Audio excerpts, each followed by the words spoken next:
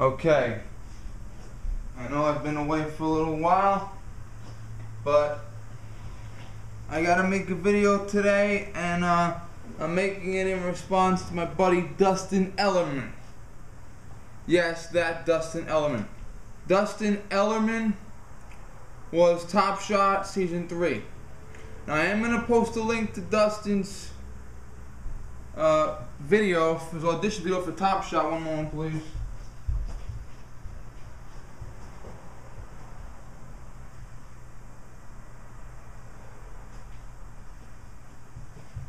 I'm going to post a video link to Dustin Ellermann's Top Shot audition video.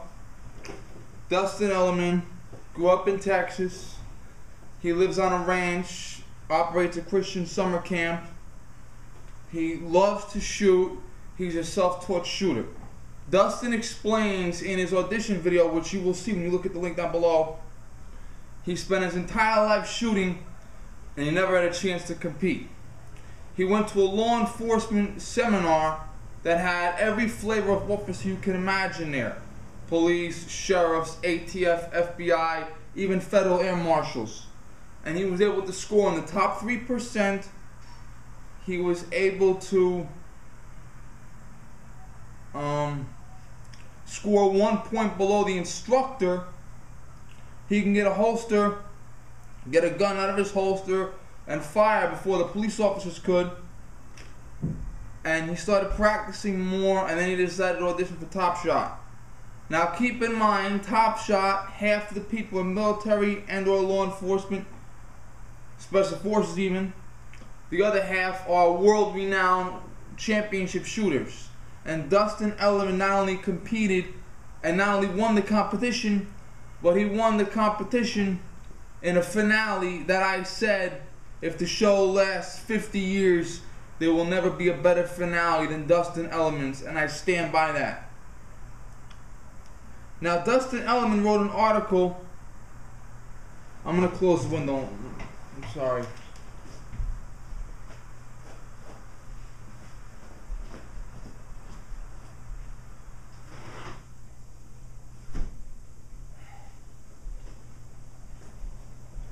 You might not be able to hear the noise, but the noise is distracting me like crazy. So, Dustin Ellermann wrote an article about the New York City Empire State Building shooting. The article is called NYPD's Collateral Damage, dated August 30th, 2012 by Dustin Ellermann. And I can share, if I can share on YouTube I will, but just copy that and write it into the Google search.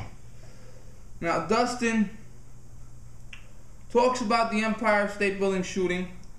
Some person was deranged. They went out and they shot someone that worked at their company.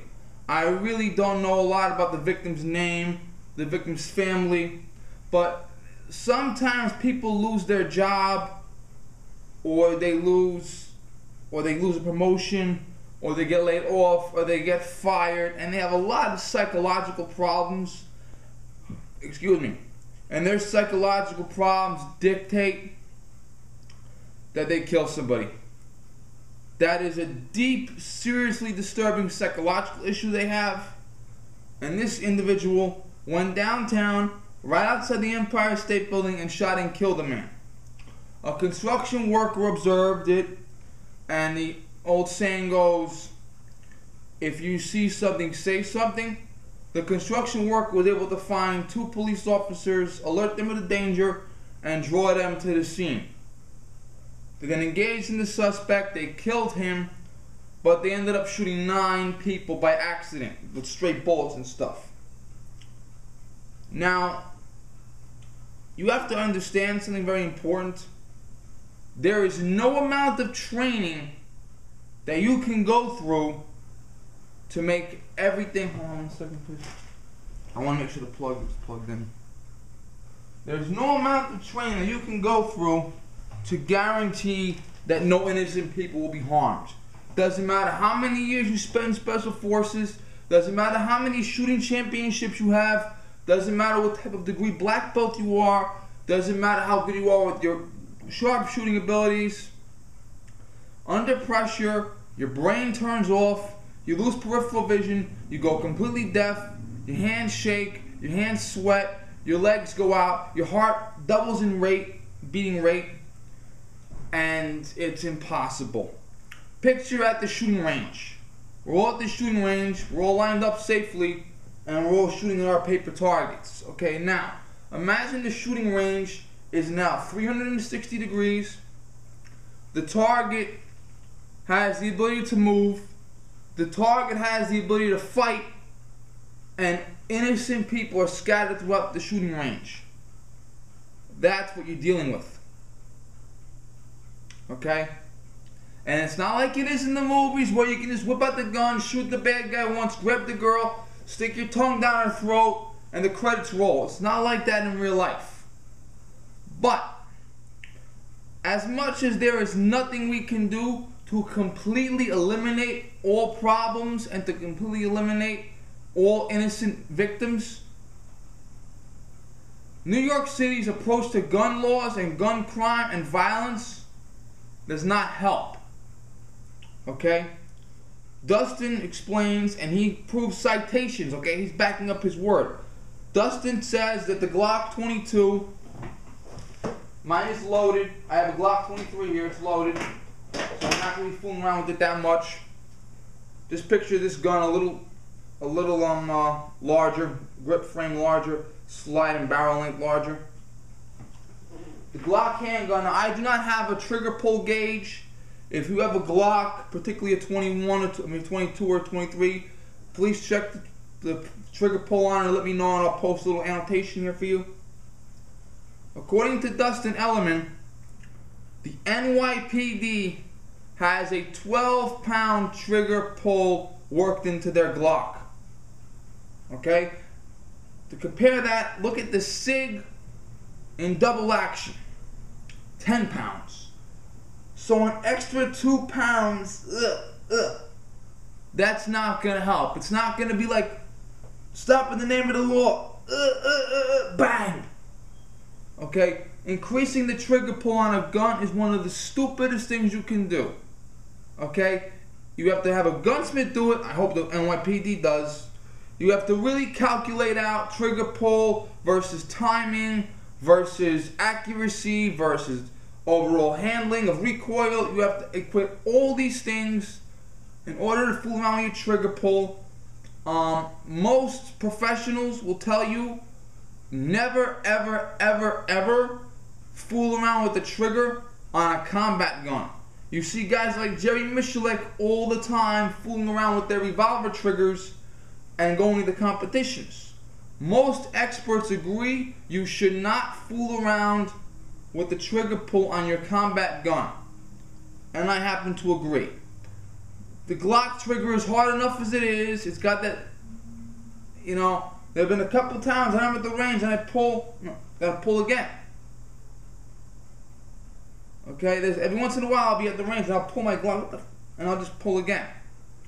So the Glock trigger is already under a lot of pressure. Increasing it doesn't make much of a good difference. Dustin also says that NYPD officers have had their accuracy requirements lowered. Police officers have to score X number amount of hits on target, get X number of points scored, and if they can't do that, they either have to take the test again or sit behind the desk for a few months. According to Dustin Ellermann, he backs up his words, the NYPD is lowering their scores. Not a very good thing. Can you completely eliminate your ability to hit an innocent person? Can you completely eliminate the possibility you will hit an innocent person when fighting on the street? No. But increasing the trigger pull, reducing the amount of trigger time on the gun, reducing the amount of skill required by the officer carrying the gun does not make much of a difference. And if you see Dustin Ellermann's YouTube video, he can bullseye 100 yards steel plate with a 22 pistol. Okay? And Dustin talks a lot about the NYPD's anti-gun culture. And first and foremost, the Emperor came out, and I watched it on television. The Emperor came right out and said right from the beginning, he didn't waste any time. He said too many guns in the street, but he also said something about minor injuries. That bothered me. Let me tell you something more. Okay? Your skin has germs. Even though you wash, your skin has germs. Your clothing has germs. Even though you wash it, dry it, has germs. Okay? The bullet. This bullet is in this magazine. Now, bullets are in magazines. The bullet itself, not the casing, not the round. The bullet itself. Bullets and casings are in magazines and stripper clips and tubes and this and that, feeding devices. There's dirt. Bullets go flying through barrels.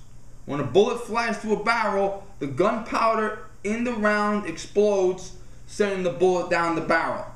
Dirt, germs, gook, oil, gunpowder, this, that, germs in the air, germs all around us. So when you have the germs from outside of your skin and your clothing and the bullet, which is greasy, dirty as hell, getting inside your skin, deep down into your bloodstream, that causes infection. Also, the bullet. Some bullets travel at 600-700 feet per second. Some bullets travel at 1,200 feet per second. A magnum bullet rips through the air, breaks the sound barrier, then hits you. So the physical force can break a bone, meaning chip the bone, dislocate the bone, or flat out break the bone in half. Nerves, veins, blood vessels can be permanently damaged. If you get shot, my fingers are from a birth defect. I got, when my mother was in labor with me, I banged my head inside of her. That affected me here, and that's where the finger movement comes from. That's why my fingers are slow. But you can be shot in the shoulder and have your fingers paralyzed because of all the nerve damage. Also, organs. If organs get damaged, you may literally die waiting for a doctor to find the replacement organ for you. There is no such thing as a minor gunshot wound. Minor and gunshot do not belong in the same sentence. Minor injury means a police officer chasing the suspect knocks me over, I scrape my knee, I get up, I put peroxide on my knee, thank you clock, I put a band-aid on my knee, that's a minor injury. Getting shot is not a minor injury. Okay? People are shot there. People can get shot in the spine and paralyzed. People get shot in the face and go blind. People get shot over here and go deaf. People have bullets in their body for the rest of their lives. There's no such thing as a minor gunshot wound. Excuse me.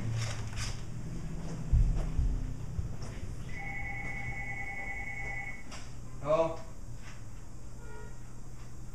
Yeah.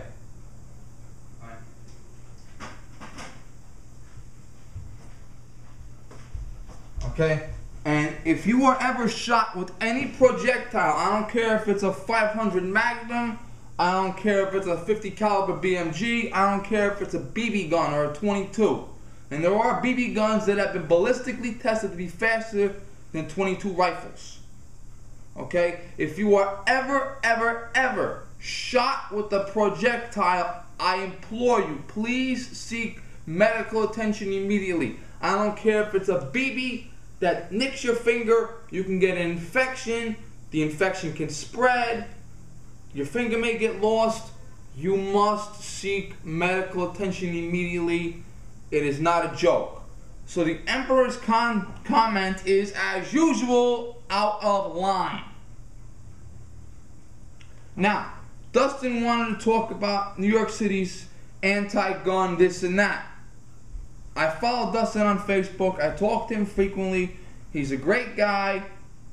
You should go on and add and like his fan page on Facebook. Sub him on YouTube. And I told Dustin I'm making this video. Okay.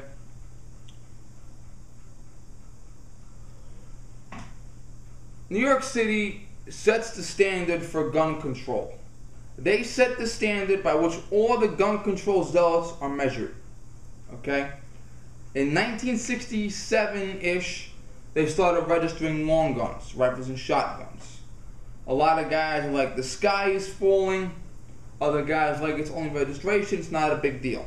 My buddy, Jeff and Barry, no, Eric and Barry from Iraq veteran 8888 said registration is the first step to confiscation. In this case, that's true. I made a video, and you can follow the link down below. I discussed for over 40 minutes. In 1991, the NYPD sent out a chain letter telling all their slaves, if you own one of these guns, or if you own a gun with one of these features, surrender it in 90 days, or destroy or get out of the city in 90 days. And I go over the laws that were violated when the NYPD confiscated weapons in 1991. Okay? Now, in 1994, the federal government had its so-called assault weapons ban. On October 1st, 2000, a Republican governor from New York put a similar ban in effect in New York State. On September 13th, 2004, the federal ban expired, but the New York State ban has no expiration date. Now, I'm going to try to post links to my other videos where I talk about comparing New York State laws with New York City laws, but I'll have to go over it again a little bit. I will give you a new story at the end of the video though.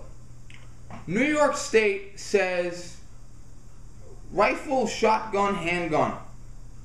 Evil features accompany them all. For instance, handguns, semi-automatic only. If you have a semi-automatic handgun that was made after October 1st, 2000, which is the day the law was put into effect, you may have one evil feature on it. A barrel shroud. I'm getting on my 1911 here.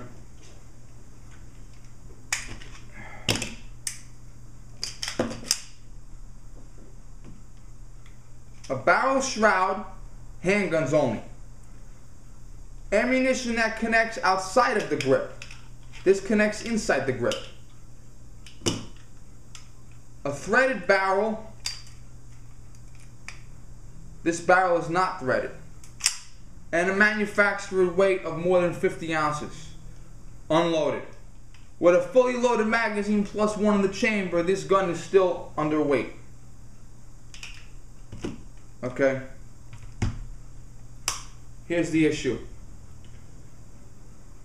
90% of the handguns in this world do not have any evil features.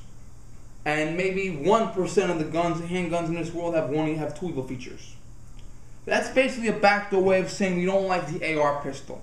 In New York State, if you want an AR pistol, there's a special lightweight AR pistol with no muzzle accessory and no barrel shroud under a certain weight.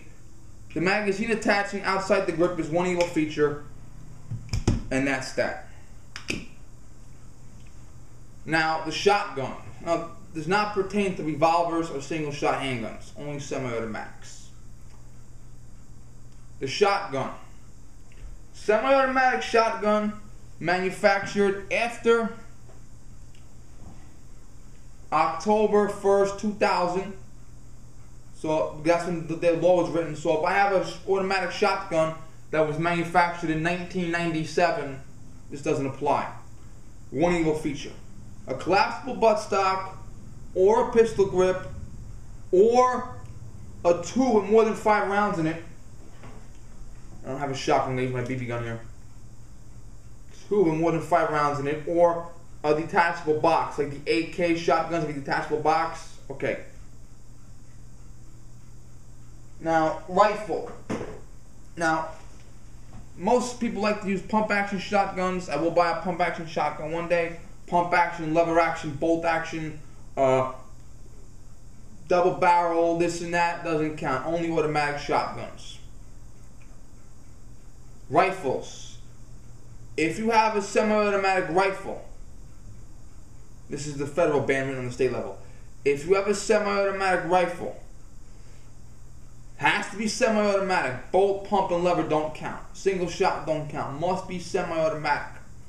And the rifle was manufactured after September 13th, 1994. So if it's manufactured in 91, anything you want on it. Semi-automatic, manufactured after September 13th of 94, and has a detachable box magazine. The SKS rifle has a 10-round stripper clip. It does not count. And the detachable box magazine has the ability to feed more than 5 rounds. Sega sporting rifles have a 5-round magazine only and will not feed a 6-round magazine. So, if your rifle manufactured after September 13th, 94 and semi-automatic only and detachable box magazine and can hold more than 5 rounds, one evil feature. Here we go again. Pistol grip, bayonet lug, flash hider, collapsible buttstock. That's targeting at the AR rifle, because the AK rifle, most AKs have a pistol grip, fixed buttstock, no bayonet lug, and a compensator, not a flash hider. Most AKs. So that's basically a way of saying, if you want to buy an AR, you can, but you're only allowed your pistol grip on your AR. You can't have a flash hider on it, or a bayonet lug, or a collapsible buttstock. Excuse me. Hello? The Italian one, what is it called? Yeah, bye. Phone's ringing off the hook today for stupid reasons. Okay. Now, New York City. If you have a handgun with any evil feature, detachable box magazine outside the pistol grip, threaded barrel, barrel shroud, manufactured weight of more than 50 ounces, any evil feature, you can't have it. Not one evil feature, not 2 evil features, no evil features. The shotgun and the rifle are intertwined. The shotgun and rifle says pistol grip, collapsible buttstock, bayonet lug, flash hider, barrel shroud, thumbhole stock. Thumbhole stock is not illegal or evil in New York State. Barrel shroud is only illegal on the handgun, not the rifle or the shotgun. But in New York City, they're banned. Bayonet lug. Bayonet lug is only evil on the rifle. I can have a semi-automatic shotgun with a 10-round tube and a bayonet lug. No problem. So they took their list to the extreme. And they don't care about manufacture date in New York City. They don't care, well, I live in New York State, I have an AR-15, it was manufactured in 1991, I can have any evil feature I want on it. New York City, they don't care when it was manufactured. They don't care if it has a detachable box magazine or a stripper clip magazine or this block or that feed clip or that, no. Nothing at all, period. Now, magazine capacity. New York State, if you have a magazine manufactured after September 13th of 1994, you are allowed 10 rounds. If you have a magazine manufactured before September 13th, 1994, there is no mag limit. 13 rounds, 10 rounds. New York City, handguns, 10 rounds, period. They don't care if it was made before this ban or after that ban or before that law or after that law. New York City, handgun magazine, 10 rounds, period. Rifle magazines. New York State, after September 13th, 94, 10 rounds. Before September 13th, 94, any rounds. I can literally have a 500 round drum, chambered to fire 308 rifle, and I can connect that to an M14 semi-auto only. An M14 semi-auto only. No problem. If the magazine was made a minute before the ban. New York City, 5-round rifle magazine. You may not have a rifle in New York City with more than 5 rounds. Now, some people for home defense don't want to go through the hassle of getting a handgun license in New York State. It is a pain in the butt. I tell them, get a pistol carbine. Get a rifle that shoots handgun ammunition. And handgun ammunition is cheaper. Handgun ammunition is less likely to penetrate the wall. Handgun ammunition is acceptable at handgun ranges, most of them. Now, in New York City, the pistol carbine most likely has a pistol grip, so you can't have it. If you go to the aftermarket and buy a Marlin rifle, the Marlin has a camp carbine that fires 1911 magazines. This holds 7 rounds. The rifle law in New York City says 5 rounds, so you can't have that. So someone in New York City cannot use a pistol caliber carbine for their home defense weapon. They might be able to use a shotgun, 5-round shotgun, but they can't have a pistol carbine. Now, excessive fees. New York State, I need it later, sorry. New York State does not require you to register a long gun or get a license for a long gun. I can buy any long gun I want in New York State, provided it has one angle feature, blah, blah, blah, blah, blah, blah. I can take it home with me that night. All I need is a driver's license and 2 forms of paper to fill out. Done. New York City, you need a license. The license takes about 7 months to get. It costs $120 to renew it every 3 years. Handgun licenses. Different handgun licenses. Every county in New York State does their own handgun license.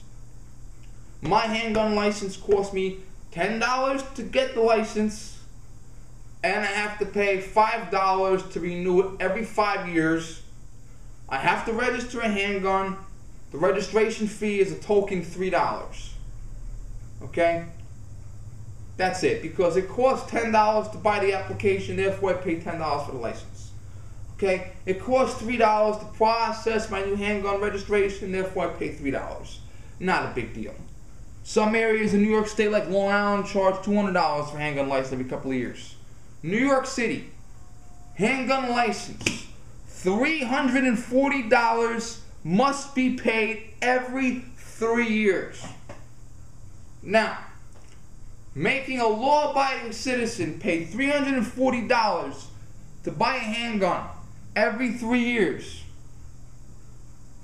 to have a handgun license every 3 years, will that stop some gangbanger from buying a cheap handgun on the street and pulling a 7-Eleven job? No. And they are being sued in federal court because their licensing fees are too astronomical. Knife ban. I'm going to put a link about knife laws. I made a video on knife laws. I'll put that down here. Knife. I've carried this knife like this in this pocket in front of cops. And in this pocket.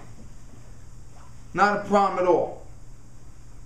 New York City, I would have literally been arrested for walking past a cop with my knife in this pocket. New York City, your knife must be completely out of view in this pocket. And your knife, you may not leave the house if your knife blade is longer than 3 inches, which this is, and has a single-handed opener. That thumb stud, single-handed opener. Now, New York State has no length limit on a knife blade. I could have a 10-inch folding knife, fold it, put it in my back pocket. Cops in most New York cities will not bother me, including my own city.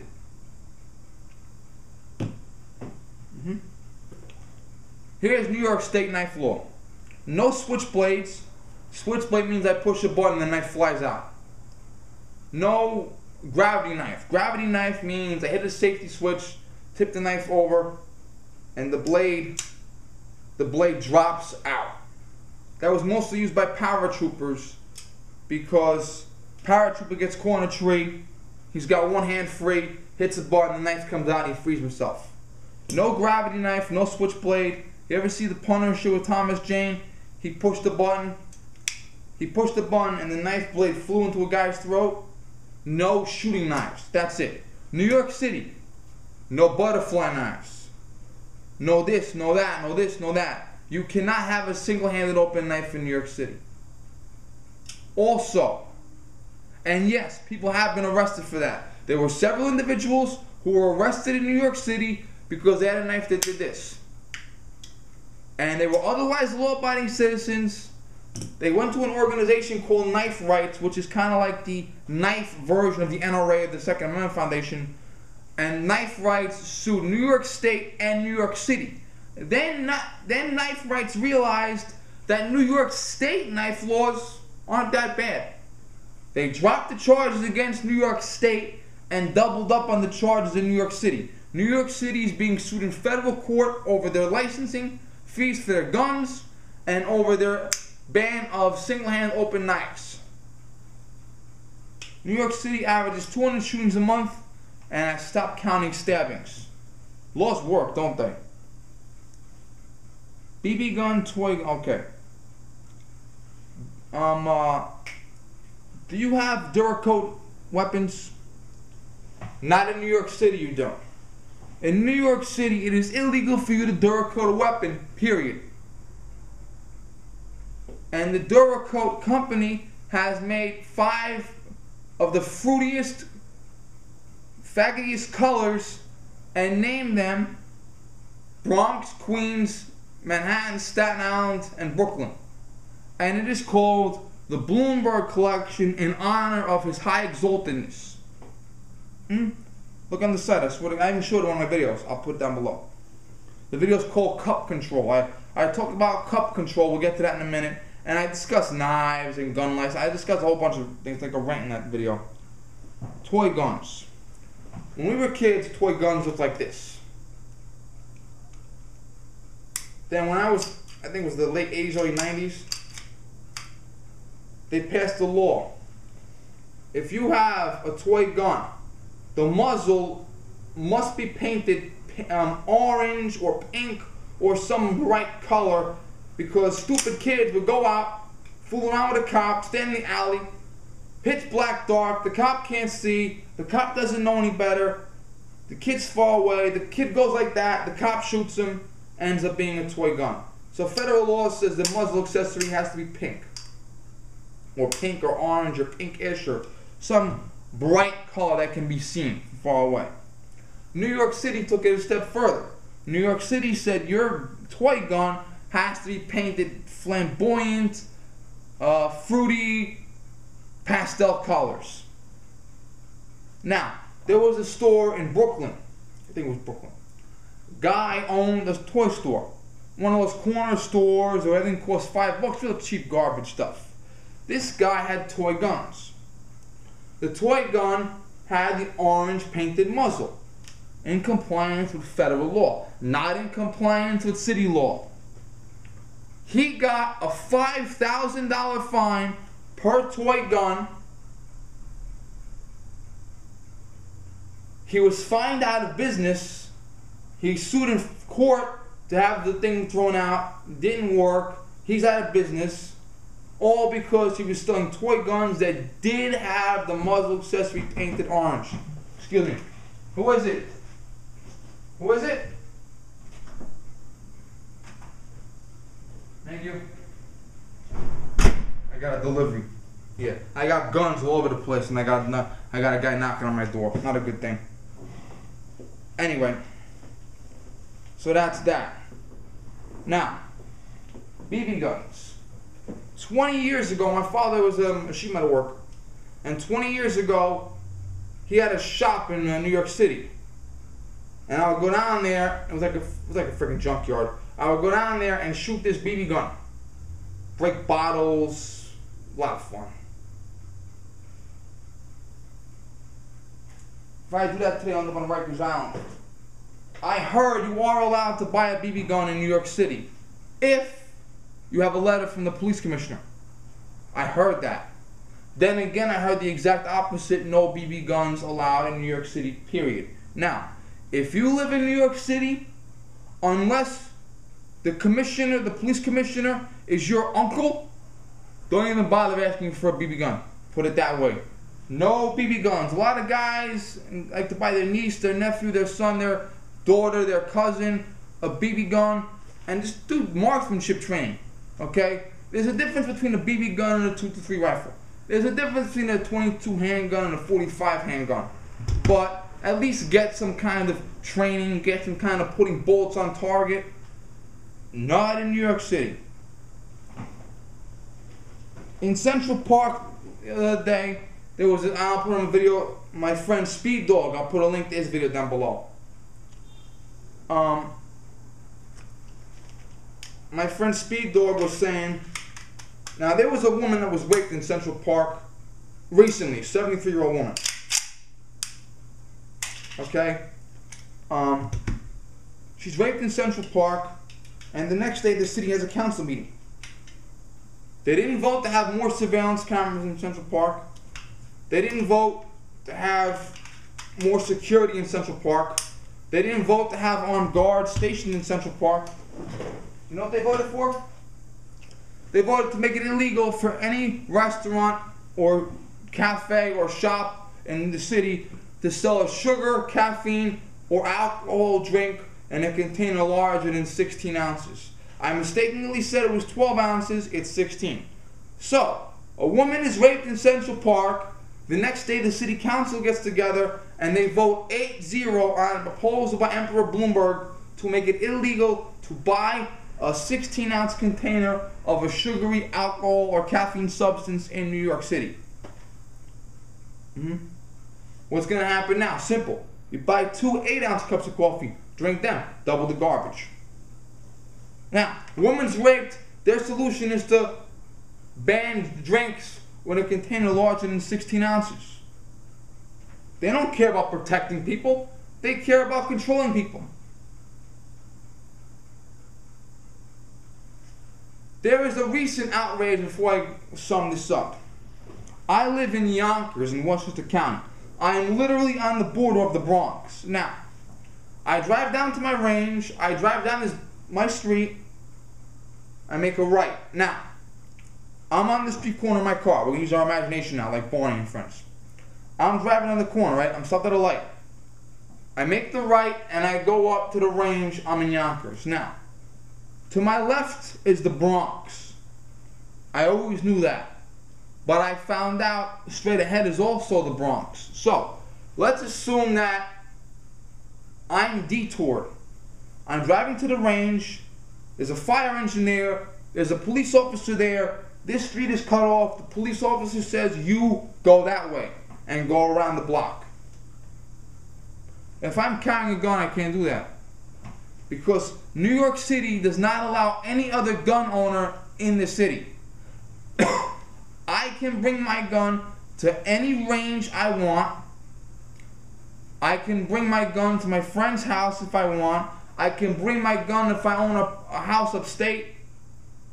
Okay, I qualify for my gun license in the town of Ardsley. At a shooting range there. No, I qualify for my armed guards license in the town of Ardsley at a shooting range there. I can bring my gun anywhere I want in New York State except place in New York City. So, if I go past this street, I'm in New York City and I'm in trouble. Now, there was a recent outrage. I went to my range this past Friday. And the range director said there was a gentleman there shooting who got a call from his job in the Bronx. This gentleman lives in White Plains. He's shooting in Yonkers. His boss in the Bronx called him and says, get down here immediately. He takes his gun, he unloads it, he locks it in the trunk of his car, he goes to the Bronx. My license literally says, do not go to New York City. He didn't heed that. He went to New York City, he got pulled over for speeding, gun was unloaded in the trunk, ammunition was up front with him. Cop saw his ears and his eyes in the back seat. Where's the gun? It's locked in the trunk, I got my license here, blah, blah, blah. If I were the cop, I would have said, here's your speeding ticket, you deserve it. Get out of the city, bring your gun home immediately. And if you get fired, too bad, right? Cop arrested him. The district attorney got involved. The district attorney told my range director, listen, Show me some proof that he was at the range. Give me a form he signed. Give me the sign-in sheet, his membership card. Show me he was at the range. I'll drop the charges. And my range director did that. The emperor himself got involved. I want this guy prosecuted. Blah, blah, blah. I want him to be punished. I want blah, blah, blah. They got this guy on 4 felony counts because he had a gun unloaded in the trunk of his car. And he legally had a license for the gun, although the license was not good in New York City. Now, does he deserve to be punished for going into New York City with a gun? Yeah. What they used to do was they used to give you a big-ass fine, give you a night in jail, and mail your gun back to you. Now it's a felony. So now, if I'm driving to the range and I have to get cut off because of a detour, if I give the police officer the middle finger and drive past him, I'm committing a misdemeanor. But if and drive where he doesn't want me to drive. So, police officer says, sir, do not go in that direction. I give him the middle finger and I go in that direction. I'm committing a misdemeanor. But if I obey him and drive into New York City with my gun, I'm committing a felony now. So, I worked at another route. I go 1 block up and I take the back road. Long story short, I get there in half the time. But the principle is this guy, for having an unloaded gun in the trunk of his car that was legally registered in my county but not registered in New York City, felony conviction. Now I dropped a couple of names today. I'm going to drop another name, Multi-Gunman. Multi-Gunman is a guy that lives in Canada, and he's probably watched and commented every one of my videos, so I'm going to give Multi-Gunman a shout out because he deserves it. So this is for Dustin Ellermann. I am going to post with him on Facebook. Tell me what you guys think. Thank you.